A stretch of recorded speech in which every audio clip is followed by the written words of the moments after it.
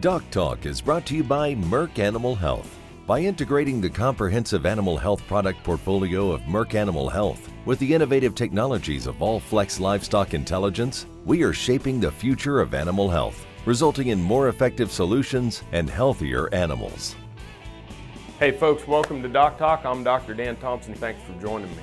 We're going to talk about heat stress. We're going to talk about clinical signs, prevention, treatment. Thanks for joining me. I hope you enjoy the show.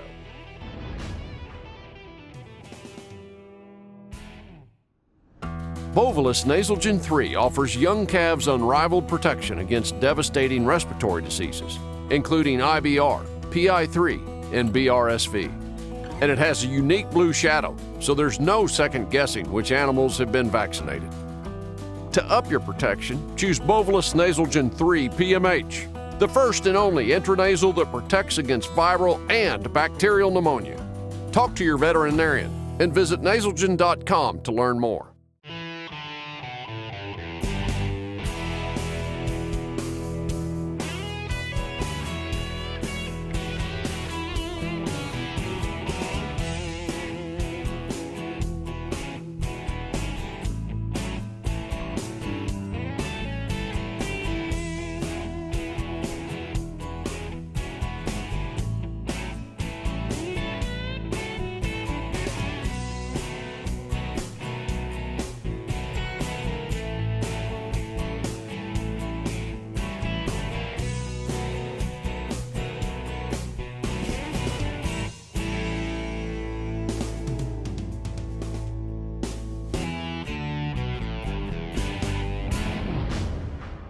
Hey folks, welcome to DocTalk. Dr. Dan Thompson here, and we're going to talk about heat stress in cattle. And it's something that we go through every year.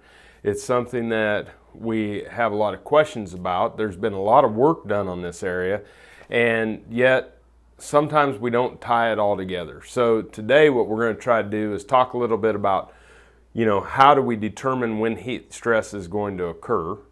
We're going to then talk about some of the clinical signs that you can tell whether your cattle are suffering from heat stress, whether it's cattle out on the pasture, cattle in a feedlot, maybe it's a show calf that you're taking into a show this summer. Then we're going to talk about ways that we can prevent it. And then if it happens and we get an animal that's severely heat stressed, we'll talk a little bit about how to treat it. Great topic. Thanks for joining us. So when we talk about heat stress, typically what we've talked about is right here, the thermal heat index, and you can see this chart that shows as temperature and relative humidity increase, we increase the thermal heat index. Now, as wind speed increases, wind speed will decrease the thermal heat index. So thermal heat index is calculated by using three different measures. The temperature, as temperature goes up, the heat index goes up. As humidity goes up, the heat index goes up, but as wind speed goes up, the heat index drops. So those are the three things that we use to calculate. That is just kind of a temporary, at the moment type of heat index. So at any point in time during the day, we know what the thermal heat index is. The thermal neutral zone of cattle is between 59 and 72 degrees Fahrenheit. So when we go into a thermal heat index between 72 and 78, we start to see mild stress. When we get between 78 and 84 or 83, we start to see heat stress in cattle. And then as we go above 84, we'll get into the danger. And then when we get above 98 degrees on the thermal heat index, that's when we'll start to see animals die from heat stress. Now, the new way of looking at this. So thermal heat index kind of gives you the danger zone, the caution zone, and the extreme danger zone. And what we have to understand is that what is imperative in heat stress in cattle is that they have the opportunity to cool down at night. So cattle will tolerate heat during the day and they need to cool down at night. So when we look at the thermal heat load index, the thermal heat load index is an indication of when cattle are building from the thermal heat index, they're building heat in the body, and if they don't get to cool down at night, they'll retain that heat. And the next day, if it gets hot again, they'll continue to accumulate heat in the body.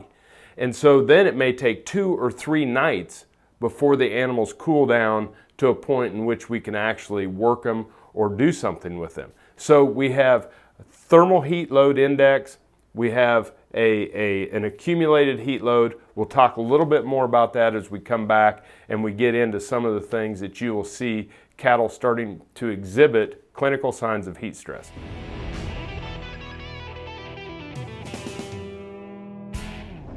Stressors that trigger bovine respiratory disease are all around. So when you spot BRD in your herd, turn to Zuprevo, the fast that lasts. Zuprevo is rapidly absorbed in as little as 45 minutes and lasts up to 28 days. Because in the race against BRD, you need to win.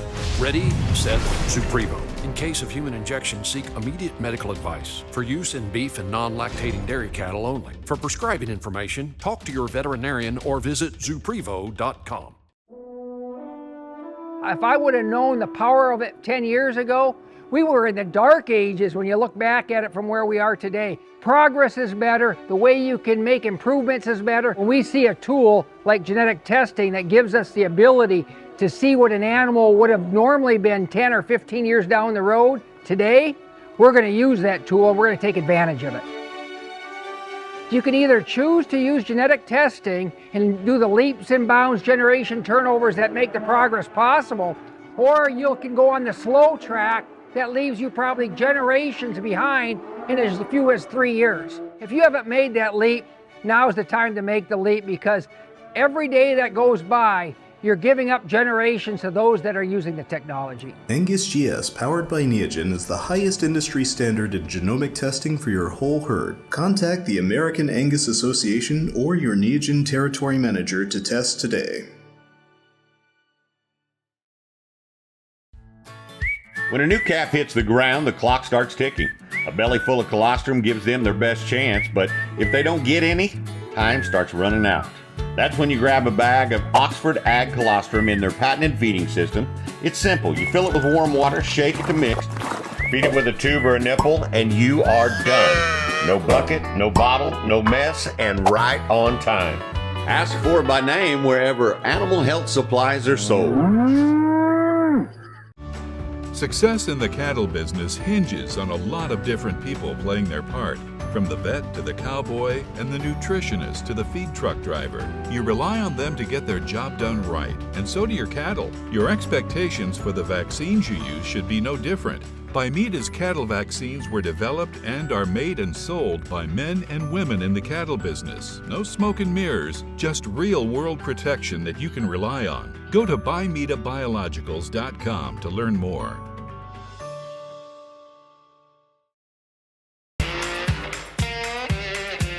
When the ones who have your heart need your help, count on us for everything they deserve, delivered fast. We'll work hard for you so you can work hard for your dreams. Hey folks, welcome back to DocTalk. Dr. Dan Thompson here. We're talking about heat stress in cattle. So it gets a little bit confusing because the terms are somewhat similar, but we have thermal heat index, thermal heat load index. Thermal heat load index is the same as the thermal heat index. The only difference is it takes into account the sun beating down on you. And so we have what we call a black globe temperature that's also incorporated in that. Regardless of that, whether you use THLI or THLI, we build heat load in cattle during the day. If the temperature doesn't drop, or if the humidity stays too high at night and the cattle can't dissipate heat and cool down, then we're going to see an accumulation or the accumulated heat load in the animal's body. And if we have 2 or 3 nights where we don't get cooling, that's when you really need to pay attention and watch your animals out on the pasture or cattle in the feedlot of continuously building heat load and then get into the danger zone of those. And so that's what really worries me, is about stringing those 2 or 3 days with no night cooling together. Now, another thing is, if you've had severe rainfall and then we turn into a hot period, remember, humidity increases the thermal heat index.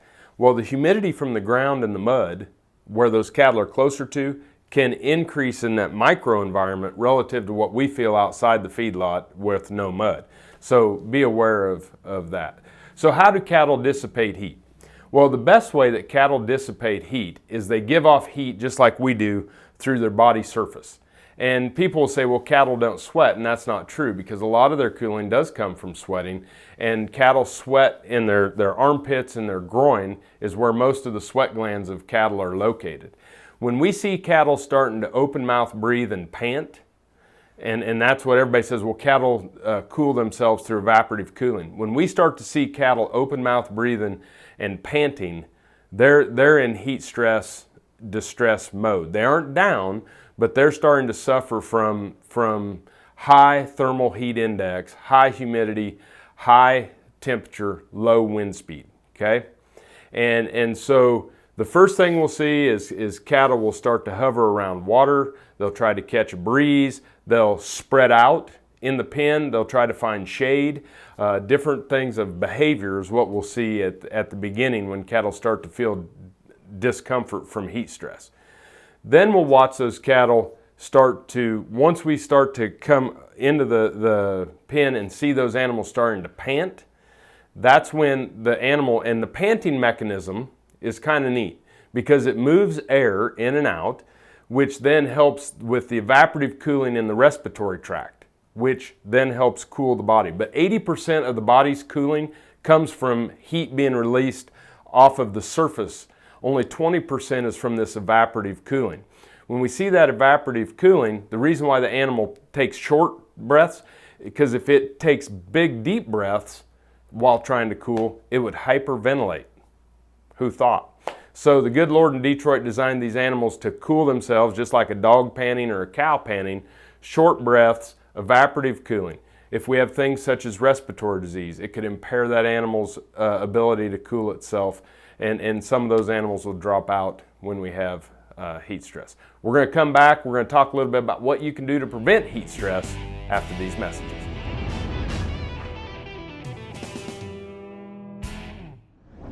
Stressors that trigger bovine respiratory disease are all around. So when you spot BRD in your herd, turn to Zuprevo, the fast that lasts. Zuprevo is rapidly absorbed in as little as 45 minutes and lasts up to 28 days. Because in the race against BRD, you need to win. Ready, set, Zuprevo. In case of human injection, seek immediate medical advice. For use in beef and non-lactating dairy cattle only. For prescribing information, talk to your veterinarian or visit Zuprevo.com. When a new calf hits the ground, the clock starts ticking. A belly full of colostrum gives them their best chance, but if they don't get any, time starts running out. That's when you grab a bag of Oxford Ag Colostrum in their patented feeding system. It's simple. You fill it with warm water, shake it to mix, feed it with a tube or a nipple, and you are done. No bucket, no bottle, no mess, and right on time. Ask for it by name wherever animal health supplies are sold.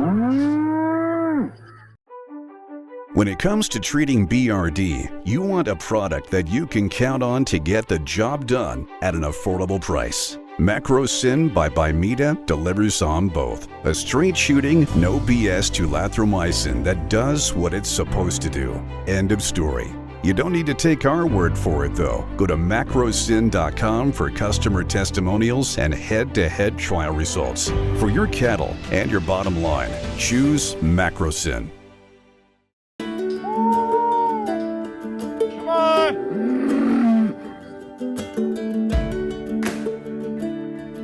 Angus GS powered by Neogen is the highest industry standard in genomic testing for your whole herd.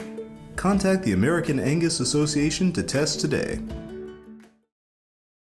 Hey folks, welcome back to DocTalk. I'm Dr. Dan Thompson at Kansas State University. We're talking about heat stress. So which cattle have the highest risk?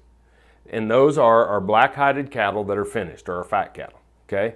So finished black-hided cattle would be our, if we were going to prioritize animals within a feeding facility, those would be the ones of highest priority of placing an extra water tank in the pen or providing more shade for. Our 5-weight, 6-weight calves can tolerate more of this than our finished cattle can tolerate. So once we have identified the animals that we're going to prioritize, now we need to start thinking about ways that we prevent it. In feedlots, building mounds in the wintertime are there to give cattle a dry place to lay down. Well, in the summertime, those cattle can go up on the mounds and they can catch a breeze over the top of the pens. So mounds can be a positive for helping prevent heat stress. Another thing that can prevent heat stress is mowing. Going out around the pens, knocking down the weeds, making sure that we have the weeds knocked down to increase airflow. When I'm thinking about heat stress and alleviating heat stress, I'm thinking about how can I increase ventilation. Pen spacing. You know, if we have cattle that are in holding pens, we want to make sure that we open them up to give them more area to catch and give them more space so that they can catch a breeze. Water tank space. Water tank space is a premium. Cattle will drink Cattle drink 3 times their dry matter intake in the spring, winter, and fall, but they will drink 5 times their dry matter intake in the summer. So providing lots of water tank space is really, really good. And with some of those heavier cattle during heat stress events, we'll actually put water tanks in the pen, some of the big silver water tanks. If you get them too big, that water will get hot in there. So we keep them small and refill them frequently or put a float on them. Okay, mounds, water tank space, wind, airflow, shade, and bedding are another 2. For shade, cattle require 20 square foot of shade per head. So if you're going to build shade for cattle and you build it too small, you'll wind up with cattle trying to crowd in that shade. You'll get a mud bog around there and you'll wind up starting to get foot rot issues and things of that nature. We want to have 20 square foot of shade, and we want to align that shade in a rectangle north to south so that when the sun comes up in the east and moves to the west, our shade moves in the pen and we spread out and we don't get urination and defecation in one area, and we wind up having a drier area all the way around for the cattle in the yard. And lastly, bedding.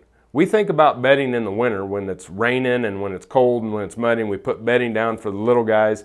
And to be honest with you, bedding can work just as well in the summer. When we have heat stress events, like let's say it's 90 degrees outside, if it's 97 degrees outside, the dirt floor can be 140 degrees because of that radiant temperature of the sun. You know, you've seen it on TV, they say, well, it's 97 degrees today, but it's 140 down here on the field. Same way with the pen surface. So we'll put 6 inches of straw out to let new calves lay down on, and that will actually provide them a cooler place to lay and drop the temperature of where they're laying by 30 or 40 degrees Fahrenheit. Just some of the things you can do. However, I can increase airflow, increase water tank space, provide shade to alleviate radiant heat, and bedding to give those animals a place to lay down. When we come back, we'll talk about treatment of heat stress. You're watching DocTalk.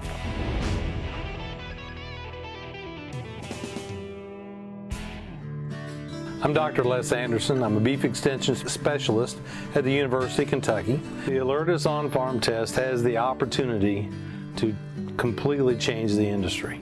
A producer is enabled and empowered to be able to take the sample and run the test or tests at their leisure without scheduling anybody. And honestly, reproduction is the thing that we measure the least, and it's the thing that dictates profitability the most. The Alertus on-farm test will help us to identify cows that get pregnant early. It'll improve our efficiency tenfold. As a stocker operator, your job is to turn forage into profit. With the right implant, you can. Revlor G improves grazing performance for 150 days, the same length as the typical grazing period. And it's dosed for stockers' maturity levels, adding up to an extra 23 pounds. See why Revlor G is the #1 choice in stocker implants at RevlorG.com. A withdrawal period has not been established in pre-ruminating calves. Do not use in calves to be processed for veal. It's the drive, the passion, the unbridled desire to be the world's greatest. It's the early mornings, late nights, and every hour in between spent grooming the next generation of champions. We're with you through the best times and the tough times. Seeing your horses through inevitable health scares and setbacks you never saw coming. Everything they deserve is here, delivered fast. We'll work hard for you so you can work hard for your dreams.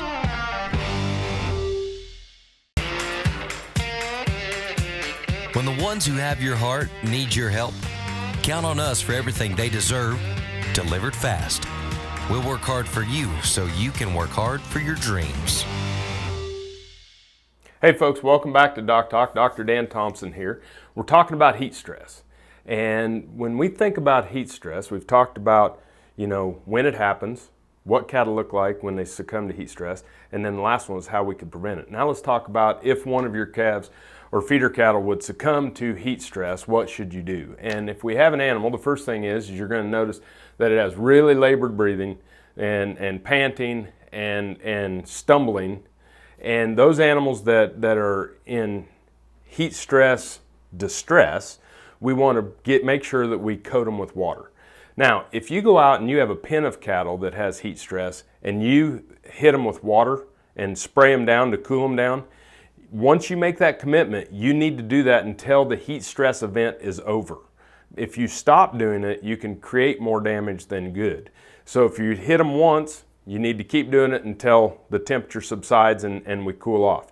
If we're going to take an animal that is suffering from severe heat stress, the first thing you want to do is cool that animal's body. And we want to make sure that we hit it with the garden hose, balzer tank, whatever, and make sure we cool that animal down on the outside with the water, and we get the evaporative cooling off that, simulating the sweat off of the entire body surface, not just where the sweat glands are located. Some veterinarians recommend a shot of dexamethasone at that time. It's an antipyretic, meaning that it decreases body temperature. Work with your local veterinarian in that scenario.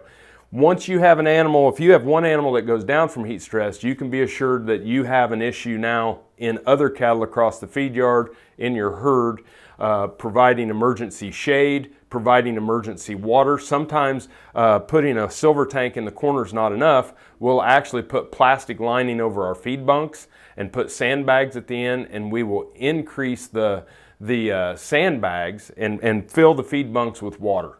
So there are many different things that we can utilize to provide more water, to provide more air movement, and to provide shade. Those are our big things that we're going to do that. And remember, prioritize in the pens that have the heavier dark-hided cattle.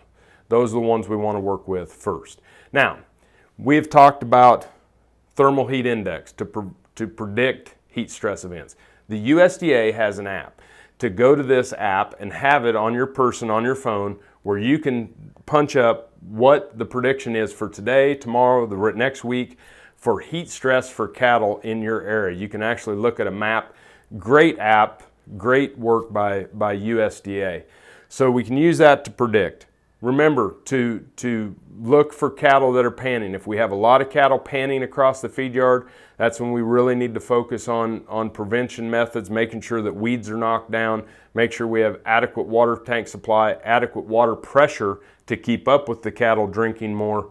Remember, they drink 5 times more in the summer of dry matter intake relative to 3 times dry matter intake in the fall, spring, and summer.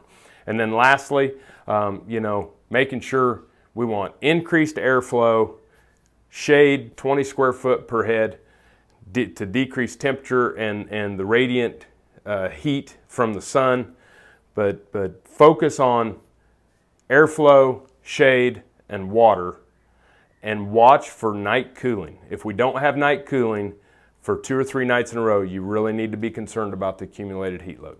That's trying to tie it all together for heat stress. Thanks for watching DocTalk. Remember, if you want to know more about what we do here at DocTalk, you can go on the web at www.doctalktv.com. Always work with your local veterinarian. I'm Dr. Dan Thompson. Thanks for joining us today, and I'll see you down the road.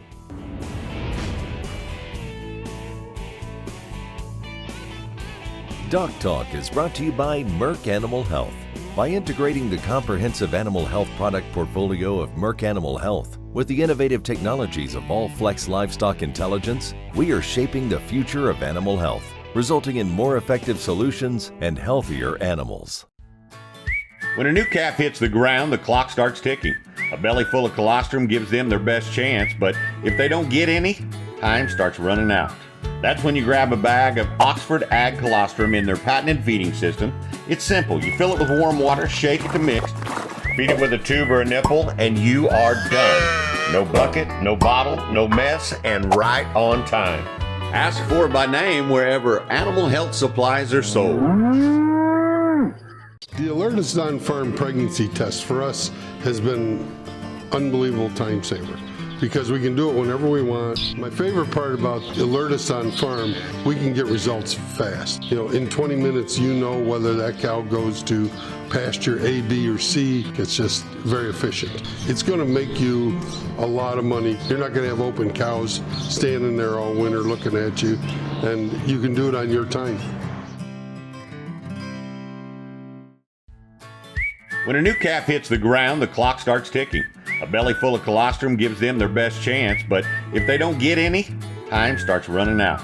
That's when you grab a bag of Oxford Ag Colostrum in their patented feeding system. It's simple. You fill it with warm water, shake it to mix, feed it with a tube or a nipple, and you are done. No bucket, no bottle, no mess, and right on time.